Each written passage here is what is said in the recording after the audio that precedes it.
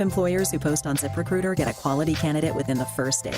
See for yourself. Go to ZipRecruiter.com/free to try ZipRecruiter for free. That's ZipRecruiter.com/free. The Good Neighbor Network, FM 101.9 and AM 1450 Murfreesboro, FM 100.5 Smyrna, and online at WGNSradio.com. This is the Roundtable.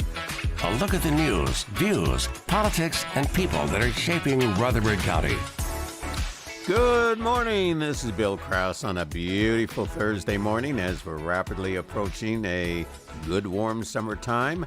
I'm here with my grandson who is interning with WGNS, Mr. Zach Thomas. Good morning, Zach. Good morning. And we're having the pleasure this morning of speaking to a wonderful gentleman in our nation's capital, Washington, D.C. Good morning, Congressman DesJarlais. Good morning. Good to be on with you both. Yes, how are you this morning? Doing great. Let's cut to the chase and say, with all the things that are going on worldwide, going on domestically, even going on in our state and local communities, if there were three of the most important things that stick out for you, what would they be this beautiful morning? I can probably name a lot more than three, but I would say the number one issue I think faced in our country right now is our lack of border security and illegal immigration that's causing and creating issues all over the country, not just on the border states. So that would be number one. Number two, I think the economy is still tough on people. We're spending on average $1,000 or more per month per family than we were just a couple of years ago, and I don't think wages have kept up with that. So I think that that's really making people struggle. Of course, interest rates have doubled from 3% on homes to about 7% to buy a home now, and as we know, home prices have gone up. So I know that's concerning a lot of people. Your grandson, I'm sure, if he's looked at housing or apartments in that area, it just seems unaffordable. It's more than what most people's house payments were 10 years ago. So that would be a number two issue on economic issues. For me, I'm on an Armed Services Committee, so follow all the international crises and brush fires, whether it's China, Taiwan, Russia, Ukraine, Israel, and Hamas, or other hotspots, North Korea and Iran. So that's something I follow closely, but I think I'll throw in number four, crime, and maybe crime and punishment both, but it seems like crime is up everywhere. Fentanyl deaths are up around 100,000 per year, and I think a lot of people don't know that last year Nashville was number two in overdose deaths, second only to Baltimore. Wow. And so that's a real problem, right there at home. So that was a little more than three, but something to get us started. We'll give you extra credit for that. How's that? Fair enough. Absolutely. But one of the things that seems to override all of this is the lack of confidence the public has in government. And I'm talking not only about national, but I'm talking not to the same degree state or local, of course not. But how do we rebuild this confidence in government where people are not so sarcastic and so angry? I think the best term is they're angry at what's going on. And what do we do about it? Frankly, they should be angry and frustrated. I'm very frustrated. I've been here a while now, and I've never seen it this bad. There seems to be so much division, at least if you listen to the cable news channels. I don't care which side you listen to, CNN, Fox, MSNBC. It seems like there's 180 degrees in opinions on so many issues where most Americans, probably fall more in the middle than you would think. And honestly, Congress is not as divided as it looks, but we try to operate under a two-party system. And I don't know that we're really two parties anymore. There's 2 to 3 parties within each party. And unfortunately, right now, a small fraction of people on either end of the spectrum seems to be controlling or stopping or blocking any legislation from going through. So frankly, Congress doesn't legislate a lot anymore. It's when you have divided government like we do now with the Republicans in control of the House, albeit a very slim majority, Democrats in control of the Senate and the White House, it just seems like we're at a standstill, and the only thing that gets done is executive orders, or there's being rules made by the various departments, whether it's USDA or FAA, and so people are impacted by rulemaking rather than being represented by their elected officials. And so, how do we fix that? I think we've got to learn to work together better. We've had to pass things under suspension here, which means it's a mixture of Democrats and Republicans. But I think when I came into office, I was considered pretty far-right conservative.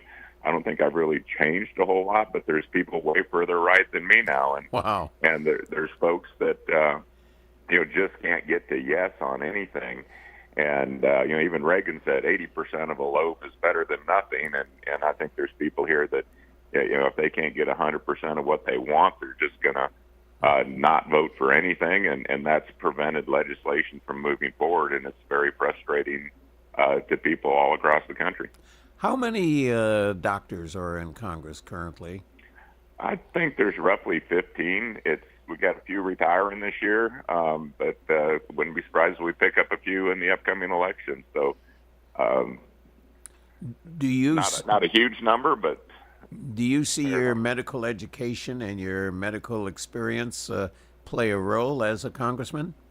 It certainly, I think it came into play during COVID. I never looked at COVID as a political issue. I looked at it from a medical perspective, and so the opinions I gave on, whether it's vaccination or other things, wearing masks, were driven by my medical perspective. I also have a degree in psychology. I think how is that working? More than anything. Is that working okay?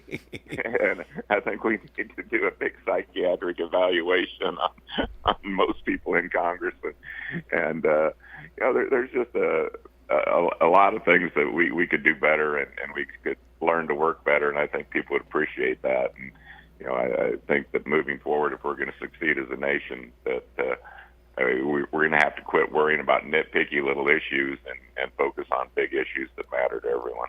Before I ask my grandson, Zach, to ask you a question from a young man's perspective, I always have to say, and I do a lot of teaching each semester at Mount Low and Columbia, all over Middle Tennessee, and the first thing I will express to the students, and I think this is something we all should do, anytime someone expresses an opinion on a political matter, they must start off by saying, in my opinion.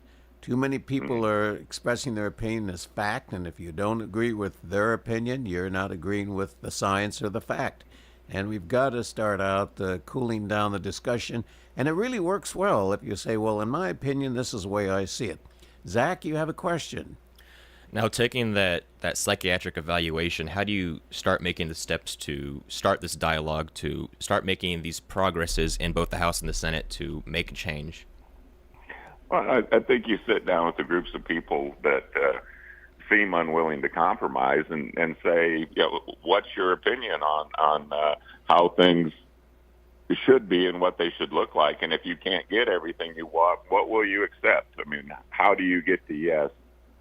Can you accept something less than perfection or that's 100% your way? And if not, then why do you think that's fair?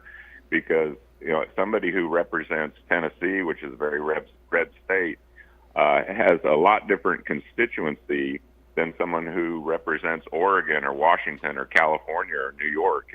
And we have Republicans and Democrats in both places. So a hardcore Republican in Tennessee needs to talk to a more moderate Republican in New York and understand their perspective and their point of view and what their constituency wants, because we all want to operate from the majority. If you're a Republican, you want a Republican House majority because you can further that agenda, and if most of America votes for Republicans, then you would think that they would want maybe a little more conservative or right-leaning things or perspectives. And so we have to work within our own parties to reach agreements. And, there's people on the other side of the aisle that are moderates too. Anything you call a swing state or a swing district, they're going to be more moderate in their views. And so we have to find ways to work with those people. And then you also have to get the people on the extremes, whether it's the far left, which they like to call the squad up here, certain people that hold more extreme left views, and there's people in the House Freedom Caucus that hold extreme right views, and I don't think that you can let the tail wag the dog. So we need to have discussions, and frankly, we have done some of that, and some people just can't agree on anything, and when you have a slim majority, you get a gridlock like we're seeing right now. So, but open dialogue, and as the doctor said, Dr. Krause, you need to be respectful of other people's opinions, but you need to have an open and friendly debate, and hopefully not let things or the hostilities rise and take over. How should the people in Rutherford County and surrounding counties, right here in your constituents, be looking at foreign affairs? Is it just a headline? What's happening today in Ukraine? What's happening tomorrow in Gaza? What's happening a week from Thursday in Taiwan? How should they be looking at world affairs through the eyes of the American purpose? Okay. Well, I think we face kind of unprecedented times that we haven't seen in a number of years. We had the Cold War with the Soviet Union. I don't know what you'd call what's happening with China a Cold War yet, but certainly they're going to great lengths to modernize their nuclear arsenals. They're not involved in any of the treaties that we are with Russia. I'm not sure there's a desire to be. But what I see happening as a member of House Committee that sits in numerous classified briefings on all these different areas, I see an alliance forming between Russia and China and North Korea and Iran, and it's almost the Axis type alliance that we saw in World War II with Japan and Germany and Italy. And I think it's really important that democracies and democratic nations stick together, because we don't want World War III, and I think the only way to win a World War III is to not let it start, and that happens by showing strength and unity among democratic nations, and show our adversaries that it would be foolish to start the fight. Well, it's interesting with the news this morning about the journalist who's been jailed in Russia, now having to go on trial on espionage. And the impact of that, it takes one incident, one episode to suddenly get tempers up and actions, unfortunately, underway. Do you see anything coming out of that, especially with the G7 meeting going on this week? I don't know, how much there's been so many of those little. Don't call it little to mean it's not important, but there's been a lot of those type things, right? Hezbollah has been launching rockets into northern Israel right now, and of course we still have the battle going on in southern Israel with Hamas in Gaza. But, Russia is very upset now that Ukraine has some capability to use United States weapons to go over the Ukrainian border into staging areas in Russia, which is something I push for and most members on HAS. You can't help a country win a war by letting them only play defense. If you use a football analogy, Russia can take it all the way down the field and score. Ukraine's only allowed to get to the 50-yard line, and then they have to turn the ball over. And so we've been giving them weapons to basically continue a stalemate, but they've not been given the ability to win, or at least bring the Russians to the negotiation table, which ultimately is probably what's going to happen if it's going to end in a peaceful fashion in the near future. Otherwise, it could drag on for years.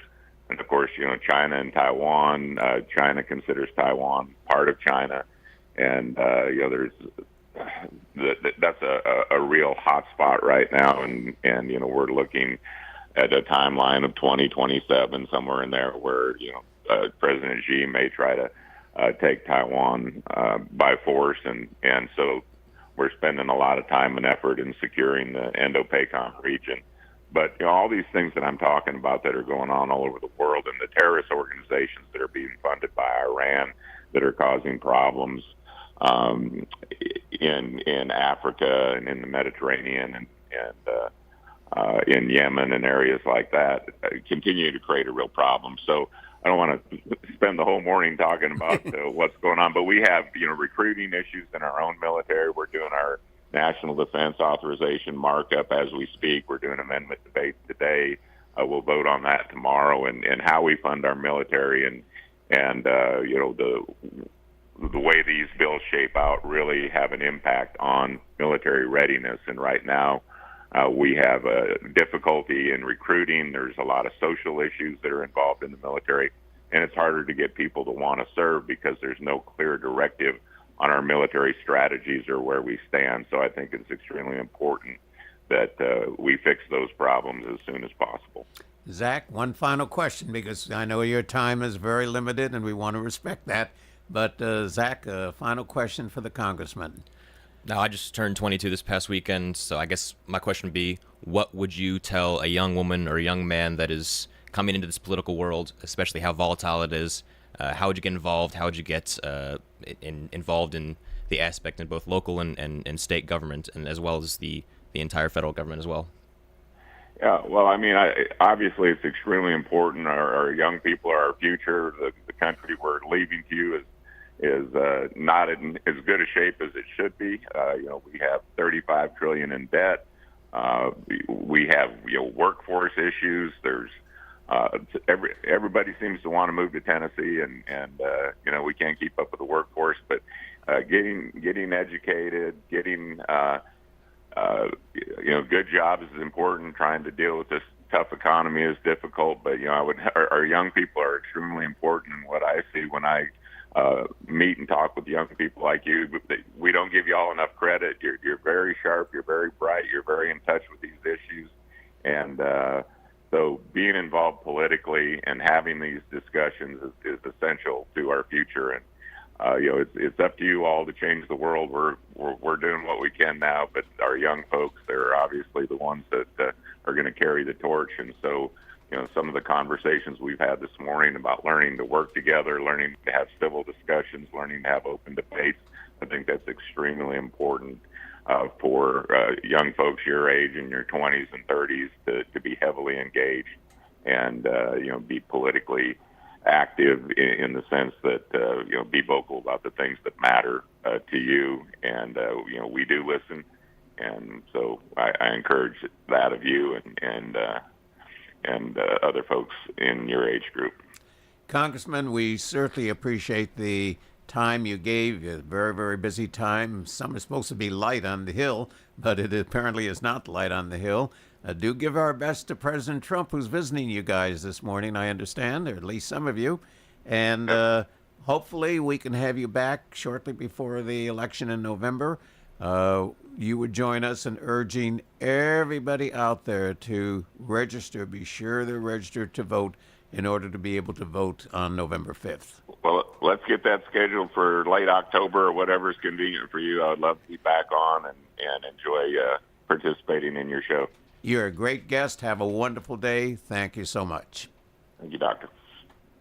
The day starts early. Loaded the sweet corn, the potatoes. Just before sunrise. Dad got the fresh cut bacon on there. Farmers throughout Middle Tennessee prepare their load. All right, guys, load them up. Of what they're bringing to the farmers market. Sounds like we're good to go. The Rutherford County Farmers Market, a producer-only farmers market at the Rutherford County Lane Agri Park in Murfreesboro. I'm so glad you guys are back. We enjoy meeting our customers. My daughter loves the sweet potatoes. Well, thank you. The Rutherford County Farmers Market open Tuesdays and Fridays, 7 to noon at the Lane Agri Park on John R. Rice Boulevard. At Middle Point Landfill, we strive to serve our neighbors. This county is willing to put themselves out there and take some new initiatives. Mike Clausen, General Manager of the Middle Point Landfill. We want to transform Middle Point into a sustainability campus where we are building recycling facilities. We're building cutting-edge diversion facilities. Middle Point values its relationship with you, which is why we never tire of serving our neighbors throughout Rutherford County. Learn more at middlepointlandfill.com. If you want to get some barbecue, I'll tell you how to do it. Head for the Slick Pig and you're into it. Just walk through the door at 1920 East Main and your nose will send a message right to your brain. Say, smells good, and barbecue. Slick Pig. They got ribs and beans. Got spicy wings. Slick Pig. A Murfreesboro tradition. 1920 East Main. Okay, fellas, game's on the line. Let's get it right. Frank, you were closest. Was it fair foul? I don't know. I was distracted. Distracted?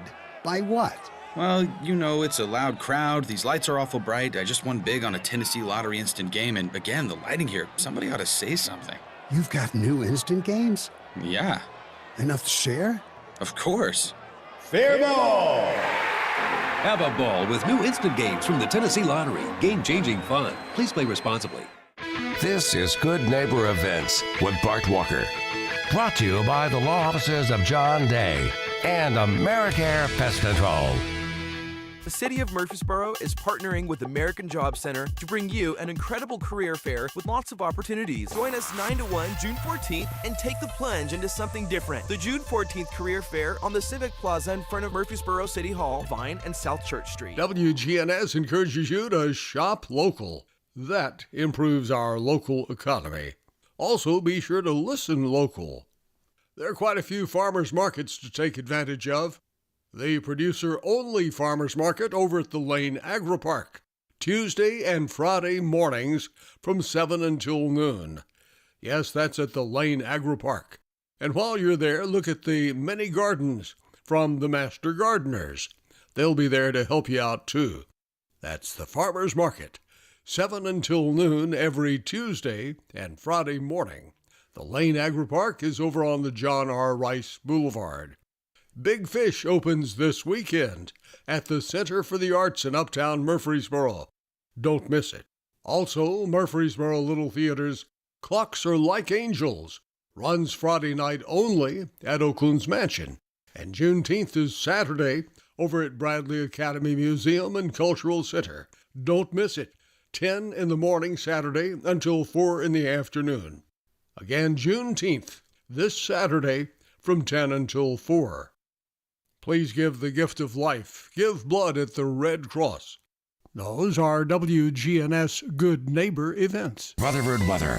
We'll see sunny skies here this afternoon with a high in the mid-90s. Tonight, mostly clear, low near 65. Friday, sunny skies, a high around 95 degrees. I'm meteorologist Jennifer Wojcicki on News Radio WGNS. Currently, it's 66. Broadcasting from the Middle Tennessee Electric Studios, MTE Sharing Change is funded by members who round up their electric bills to the nearest dollar each month as a donation and support hundreds of local nonprofits. Find out more at sharingchange.org. This is the Roundtable from News Radio WGNS on FM 101.9 and AM 1450 Murfreesboro, FM 100.5 Smyrna, and worldwide at WGNSradio.com. This is Bill Krause on the next segment of the Roundtable on a wonderful Thursday morning. We're very delighted to have as our second guest this morning the Director of Human Resources. I think I got the title correctly. HR Manager. You're close. Oh, okay. Well, maybe we manager. can promote you to Director or Executive Director of Human Resources, Alex Jones. Alex, before we talk about this big event coming to City Hall tomorrow, Friday, let's talk about Alex. Born where, schooled where, previous life where, and then we can talk about Friday. Yeah, so I, from Manchester, Tennessee, home of Bonnaroo. And but you're not going to be there. I'm not going to go to Bonnaroo, but it's just a coincidence that it's actually this weekend. So I went to school at Trevecca. I got my bachelor's degree in business and found a real passion for HR. I've been in HR for almost 10 years now. So it's a really rewarding field. And you've been with the city of Murfreesboro? 5 years, just 5 years in September.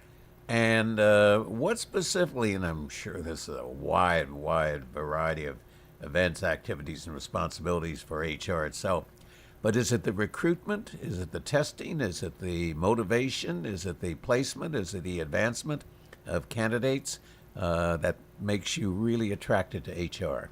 Ooh, I think it's the people for me. It varies by individual if you ask that question. But for me, it's the people. I really enjoy getting to get to know people and really make a difference. I think that a lot of the time, HR is so busy, we don't always take the time to get to know people like we should. But for me, that's something that I've always been really passionate about, making a difference for people.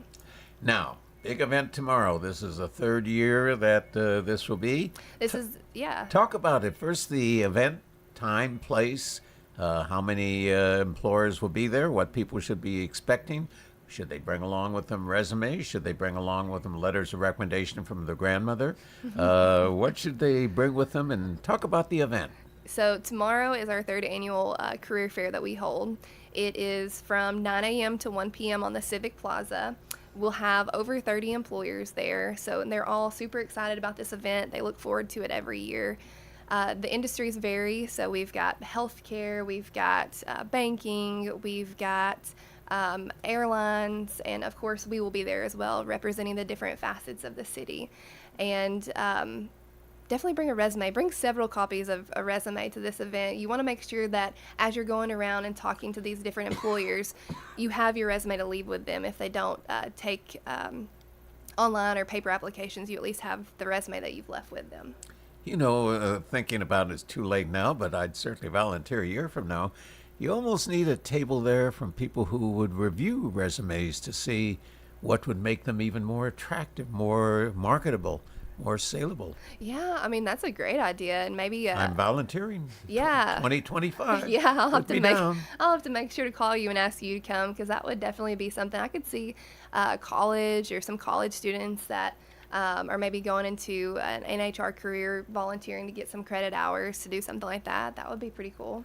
And even though it's an outdoor informal event, should people at least dress and groom nicely to make an impression, even though it's an informal event? Definitely. I would say just to be mindful that tomorrow it's supposed to be sunny and in the 90s. So make sure that whatever you wear is comfortable for you to walk around the plaza and talk to all of these employers. And they're set up with tables, I'm assuming. Some of them will have handout material of their organization or their corporation.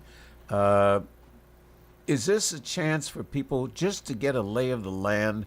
And these are primarily Rutherford County employers. I mean, they may be national or state-based, but they basically are interested in people in the greater Rutherford County area. Yes, I would say mostly. And all of these employers have been encouraged to bring different pamphlets, brochures. If they take paper applications, make sure to bring those. We at the city, we have a QR code that can be scanned that takes you to our website for applicants to apply directly online. But yeah. Fantastic. Is there food there? There's not food, but I know everybody loves food. They always come for the food. Even coffee, walking around with a cup of coffee in your left hand and a pile of resumes in your right hand. Yeah. You'd be prepared for the dance. The good thing is that since we're in such a centralized location and right beside the downtown area, people can just walk over there and grab a bite to eat if they need it. As you look over the 30 employers, are they interested both in new starts, new people, brand new people starting out, as well as people who want to make a career change? Yes, I think that we have a vast amount of employers that are looking for all levels of candidates right now. You know, listening to the news this morning that the joblessness application rate has gone up to record highs in the last few years. Are we beginning to see a softening of the job market in Rutherford County and a greater demand, not a demand, a greater need to fill positions? I think that there is a greater need to fill positions right now, and that's really why we wanted to host this career fair and why we continue to every year. We're in such a centralized location. We know that so many employers need applicants, and it's not just to feel like a one-off job. It seems to be like a consistent need across like Rutherford County as a whole, that people have all these roles and they're having a hard time filling them. Can I assume that not only the city of Murfreesboro but other public agencies will all be there with tables as well to recruit and inspire people to go into public service? Rutherford County actually will be there. I think that their Rutherford County building, like general jobs, and their sheriff's department will be there as well. And police for Murfreesboro? They will, yep. Our police and fire department will definitely be there. Zach, as a potential job applicant, once you get that degree next May in Auburn, what would you be looking for if you happen to be driving into Murfreesboro and you're on Vine Street and you see the city hall and you suddenly see all these people walking around without food or coffee, but they're walking around, what would you be asking? Well, I'd want to know if they're hiring, for the first off. I'd want to know if how the community is in each of these jobs, because I think starting at the bottom, building a community within your own organization is what builds a better outreach to the actual community. That's what I'd be looking for. As an HR specialist and an HR professional, do you advise people not only to look at the immediacy of a job, but look at the long-term opportunity of the job? And when I say long-term opportunity, I'm not only talking about advancement, promotion, moving up the ladder, but the long-term environmental fit of the organization and how a person individually will grow and enjoy and prosper emotionally as well as financially in that particular job. That piece is so important, truly. I always encourage applicants when they're looking for jobs, ask questions. Ask employers questions when you go for your interview specifically. You can do your research on the organization. Like for us, we have a beautiful website that our teams and our city take care of that tells you all about our city and who we are. But when you are called for an interview, that's an actual opportunity for you to go in and ask some more thorough questions. And I would always advise, be direct. Tell me about what your culture is like here. Tell me about what long-term growth looks like for me here. Those are all valid questions to ask because you want to make sure that you are going to go into an organization that values you as an individual, values your family, values that work-life balance. That piece is so important. But also is going to offer you promotional opportunity to move and grow and advance at the rate that is applicable for you. You know what would be very important in promotion for 2025 when I'm reviewing your resumes of applicants? Encourage spouses or significant others to come along with the person. If a wife is looking at a new job or a changed job, and her husband is observing and hearing about the opportunities and about the uniqueness of a particular employer, it becomes not only an individual decision to further the application process, but a family decision, and to make it as a family event. Now, I'm not so sure you're going to bring the little kiddies. Oh, do you like that job? Well, do they give goodies at work? Is there good food in the employee restroom and so forth? Yeah. So, literally, do you encourage this to be a family event?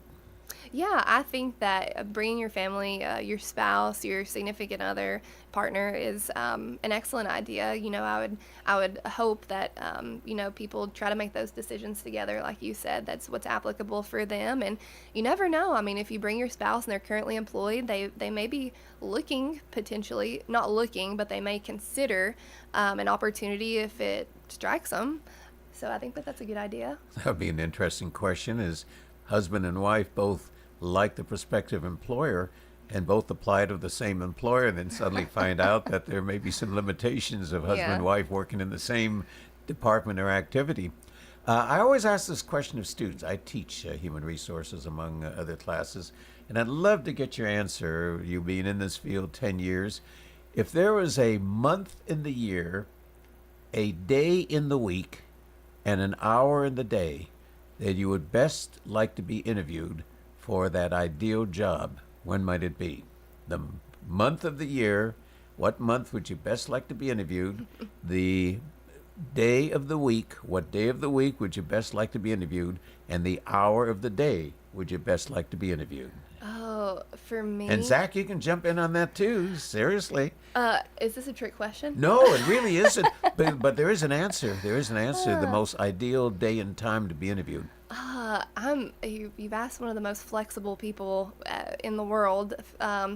For me, I would say, if we're being legitimate here, first thing in the morning when I get up is when I'm thinking my best. I'm a morning person. Are you assuming the interviewers are at their best at 8 in the morning? I hope that they're always at their best.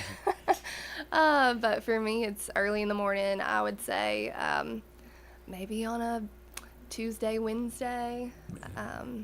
Hump day that people are thinking. And what month of the year would you rather be interviewed in July and the temperature's been 100 degrees for the last 5 days? Or how about being interviewed on Christmas Eve in the office and you're the last person before the office Christmas party? Oh, no.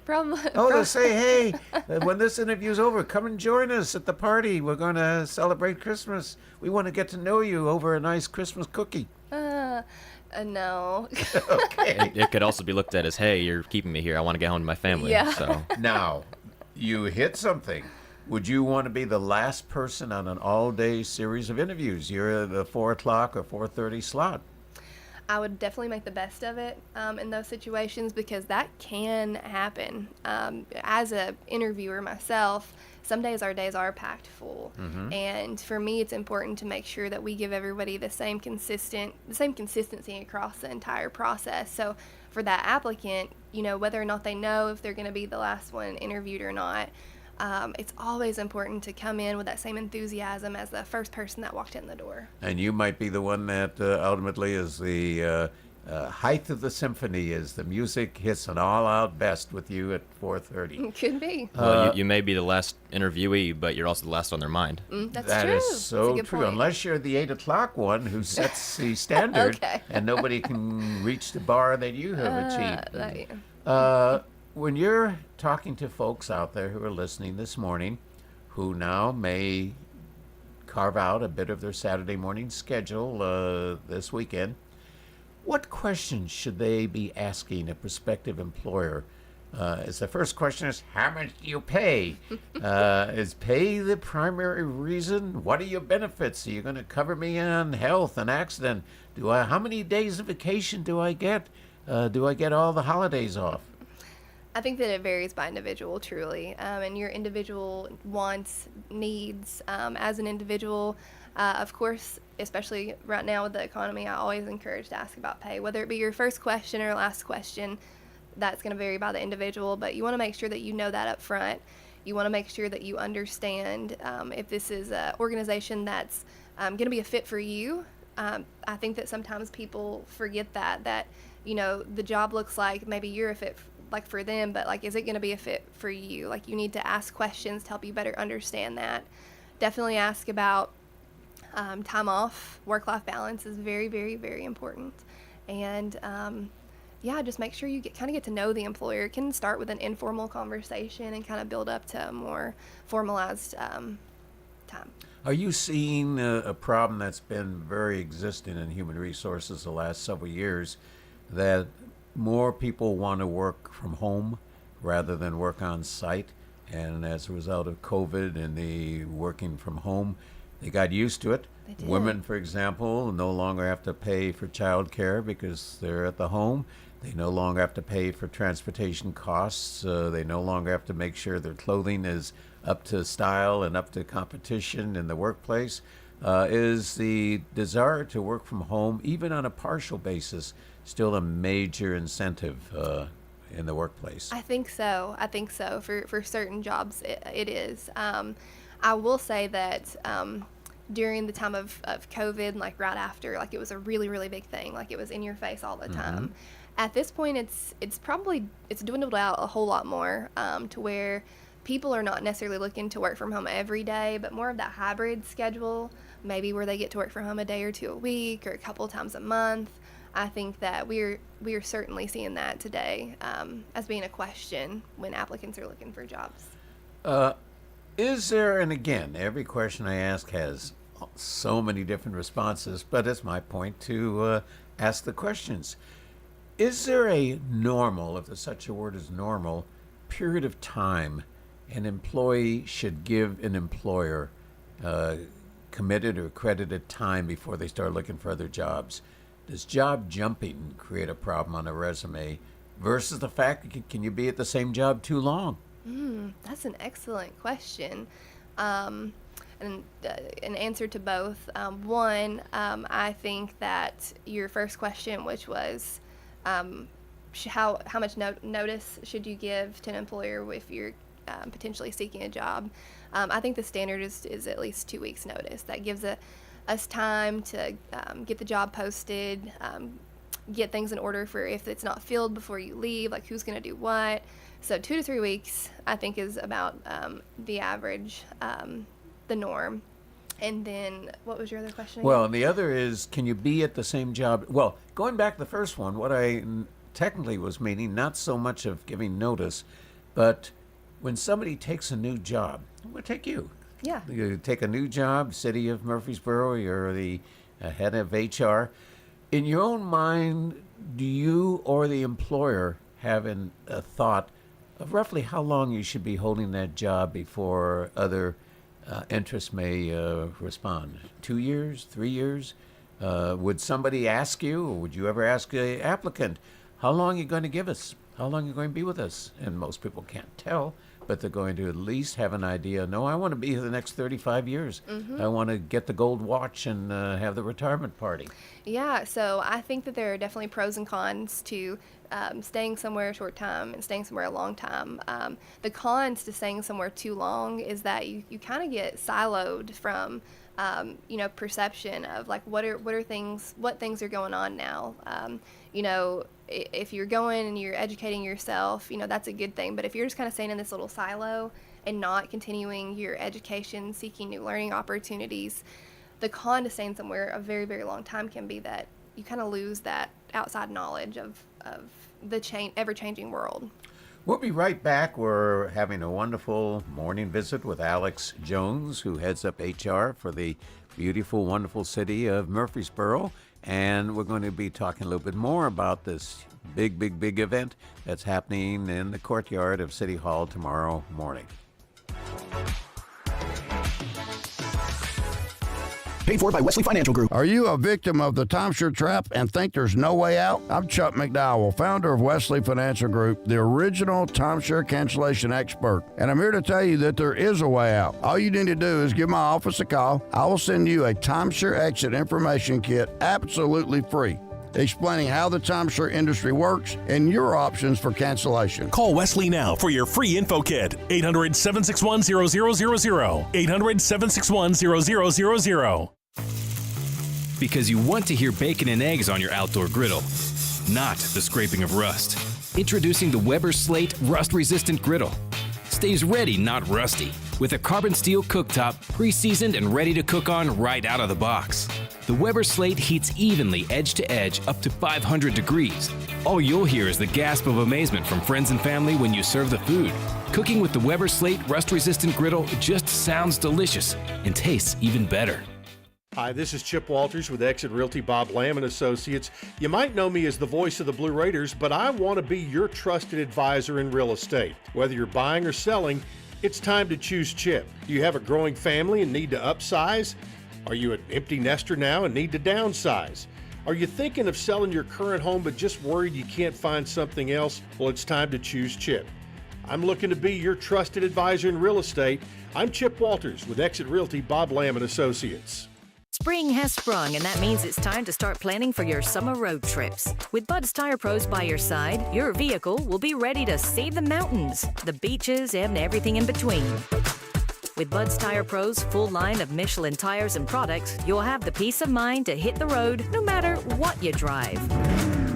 Bud's Tire Pros is only 3.5 miles from the Murfreesboro Square. Call Bud's Tire Pros at 896-TIRE or online, Bud's Tire Pros, TN.com.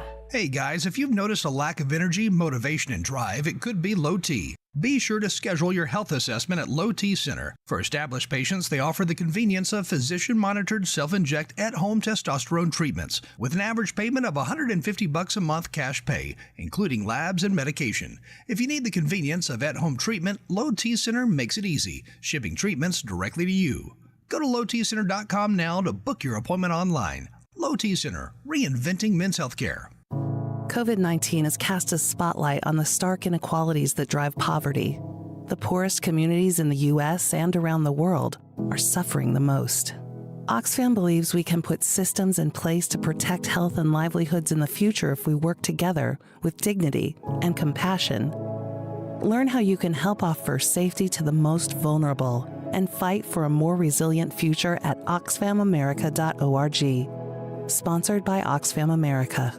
This is the Roundtable from News Radio WGNS on FM 101.9 and AM 1450 Murfreesboro, FM 100.5 Smyrna, and worldwide at WGNSradio.com. This is Bill Krause in the third and final segment of our Thursday morning Roundtable on WGNS. And we are visiting this morning with the young lady who heads up the human resources, and that's a big organization for the city of Murfreesboro. I think you said earlier, roughly 1,200 full-time. Full-time, and roughly 300 to 400 part-time. part-time.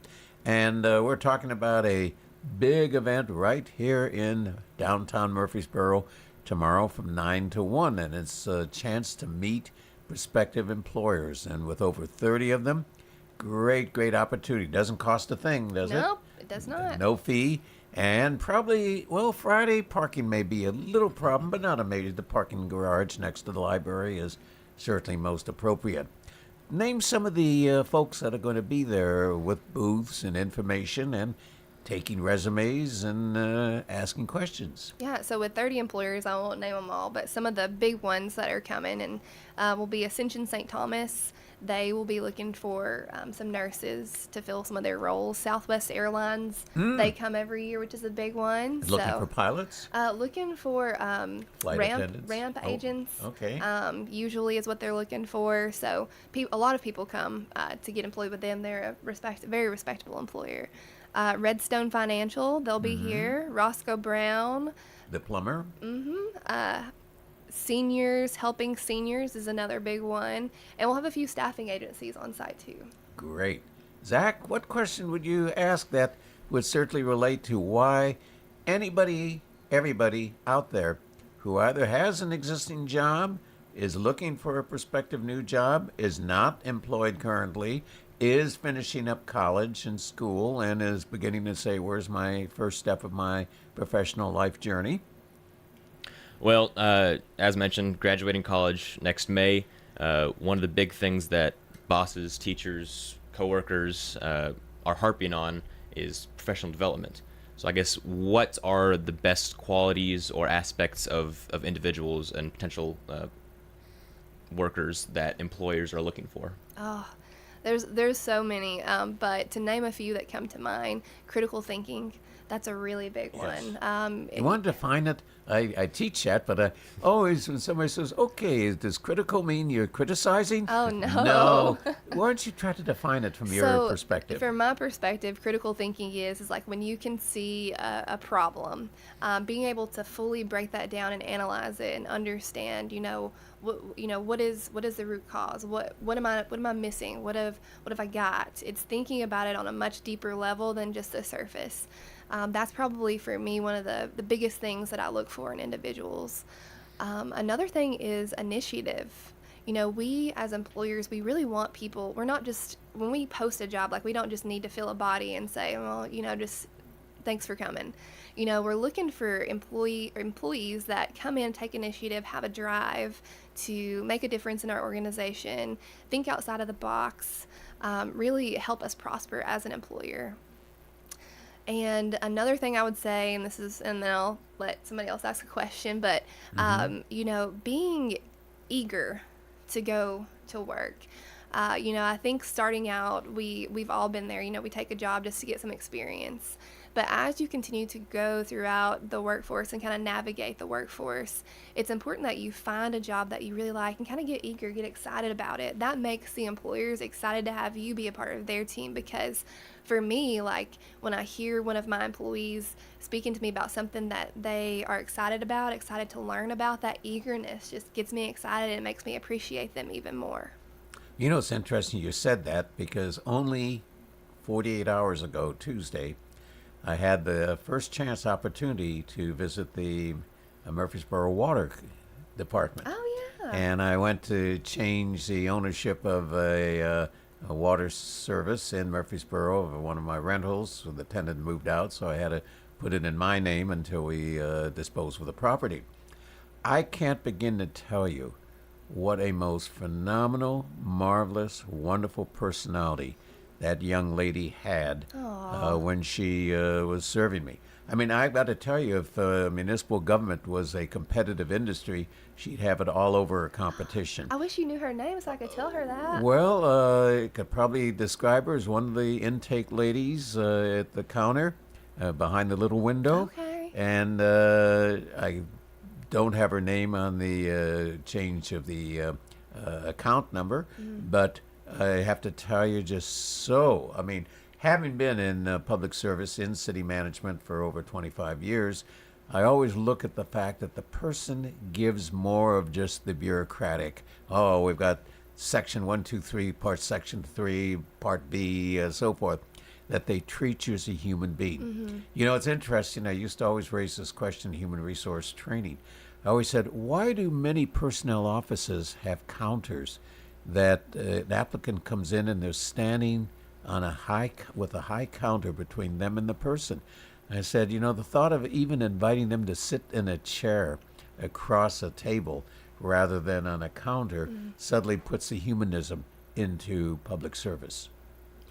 If you were to be, again, saying why should people set aside their Friday morning tomorrow to be with you? This is an outstanding opportunity for people that are seeking employment to come find not just a job but a career. A lot of these employers that are coming are very well-known employers in the Murfreesboro, Rutherford County area. It's just it's an event you don't want to miss. We don't get to do a whole lot of these around the city. So to be able to have 30 employers all in one place at one time with lots of jobs available, I just can't stress enough that this is going to be an excellent opportunity to come and speak to some great employers. Plus the fact of picking up information. You may not at all be planning or interested at this immediate time to be looking for a new job or applying for a job, but it's information. What are you looking for? One of the questions I always ask in human resources, and I'll put Zach on this response as well as Alex, you have two prospective employers. One is a large national corporation with a facility in the Rutherford County area. The other is a mom-and-pop organization that began about 5 or 6 years ago, maybe less than 100 employees. It's done extremely well. It has a survival and a prosperity level fairly high. If all other elements were the same, salary, benefits, time off, vacation, holidays, sick leave, and so forth, which one would you choose, the small mom-and-pop or the large national or even international corporate setting? Ooh, for me, it's about the culture. Okay. Whatever the culture looks like is the employer that I'm going to select. I want to make sure that my values and morals as an individual are going to match what that employer portrays. Zach? To me, it's, do I want to be a very small cog in the corporate machine, or do I want to be an individual that can share my ideas and actually make a change and make a difference? That is the answer that gets the A to the student who answers that in their final examination. One more time, it's between 9 and 1 tomorrow, Friday, the 14th, and park anywhere, usually in the garage by the library. Walk over, it's very visual from Vine Street, correct? Yep. Wear good shoes, so walking shoes, you know, you may be standing. I could ask this question, do you have a lot of chairs out there for people who are in between visiting just to sit? We'll have a few chairs, but the good thing about the Civic Plaza is the benches. The benches, yeah, we have the benches all the way around, and there's plenty of shade under the trees and stuff as the day progresses. So. And there are restrooms in the library and restrooms in City Hall if you need to do it. Bring your water bottles. Don't throw them at anybody, but bring your water bottles. If there was one, let's put you on the spot, but I will, Alex. Okay. If there was one or two companies on the list of 30s, that would be the first two that you would go to, either personally or out of interest, or perhaps for a friend or a relative who might be looking, because that's also another aspect. You may be for a grandparent, and I always strike out to the grandparents because they do play a significant role in the lives of their grandchildren. And if you're a grandparent, not that you say, hey, Zach, I want you out of the house. We got to get you to work. You got to do your best. Would a grandparent find this interesting, not for themselves, but for saying what's out there in the professional world in Rutherford County that may be of interest to my granddaughter or my grandson? Yeah, I think so. I think that I'm a little biased because I work for the city of Murfreesboro, but we're so large and vast. We have so many different departments that, you know, we have police, fire, water. We have an administrative office, legal department. Our Parks and Recreation is huge. So to answer your question, you know, depending on what age group you have, like I think that even the city would be a desirable employer. We have so many different career opportunities at different levels for different ages. I'm amazed, and maybe they're on the list. Is Rutherford County Schools and Murfreesboro City Schools going to be there? They are not. Oh, gotta but get them involved because they are continually looking. Substitutes, for example, a substitute teacher. A Yeah. great opportunity for somebody who wants to pick up some nice hours.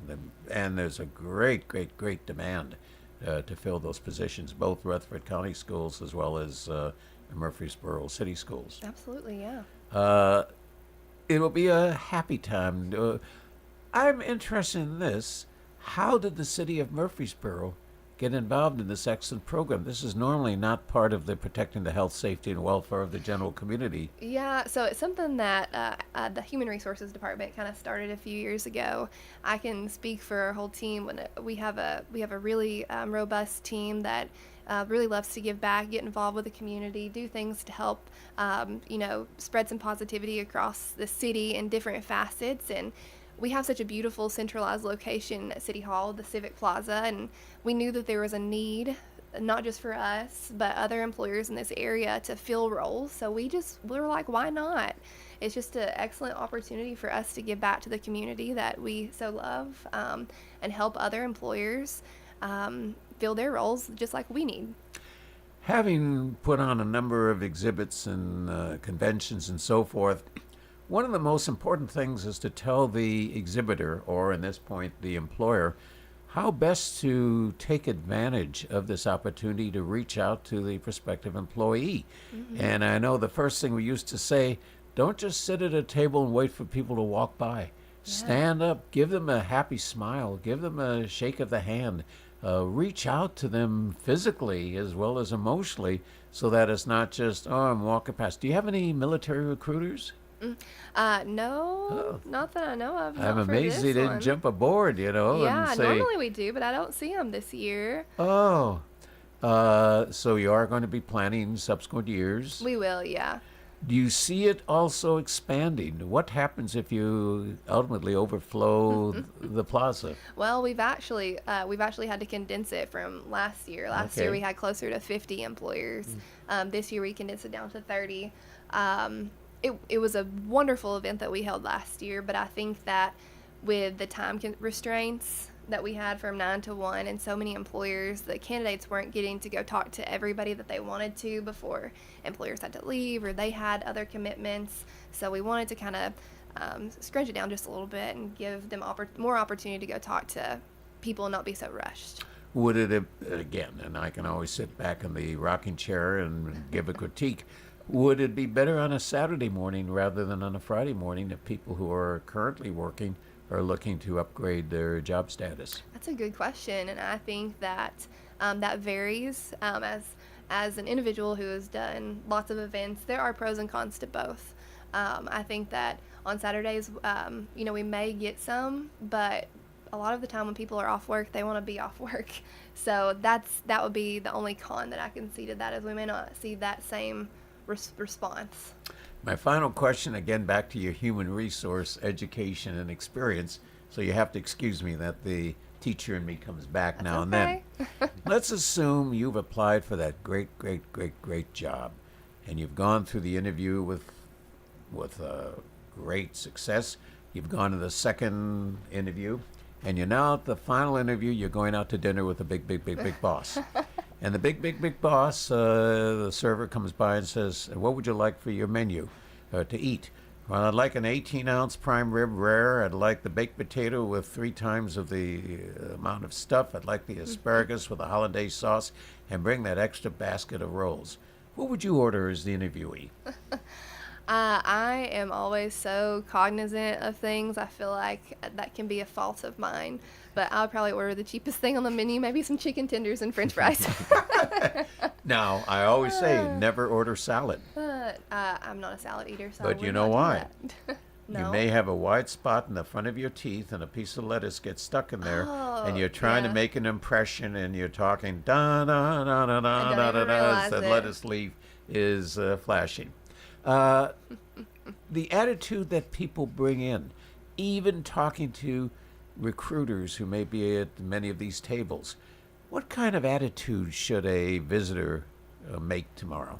It's so funny you ask that because people always pick at me. For these events, I always say bring a resume and enthusiasm. Okay. It's super cheesy, but it's super true.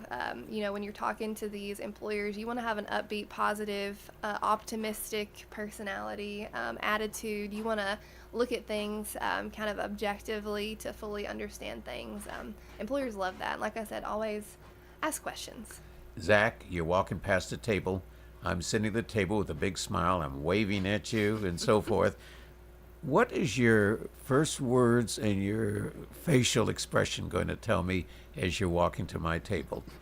Well, it'll depend if you have other people there, because if no one's coming to the booth, well, that could mean a couple things, whether or not you're a good company or just no one's there yet. Now, I think I'd probably have a smile on my face and say, good morning, how are you doing? And if it's a good reaction, then continue with the conversation. If not, then move on and find something else. Would you say, and my name is Zach Thomas? What's I your would name? introduce myself. Great. Well, we have been visiting with Alex Jones this morning, and certainly I cannot stress what a phenomenal and fantastic opportunity people in Rutherford County, not just Murfreesboro, but people all over Rutherford County have, is to take a bit of time tomorrow morning, Friday, the 14th of June, which makes it Flag Day, incidentally, June 14th, and to be at the plaza in front of City Hall on Vine Street, just west of or north of Church Street, between 9 a.m. and 1 p.m. And if they see Alex, say hi. Yes, And you say, hi, Alex, heard you on the air. Part of the great show you were on. Yes. And Thank you so much. May it be a wonderful, beneficial program for the participants, the employers, and the city of Murfreesboro. We'll see you all next week. Thank you.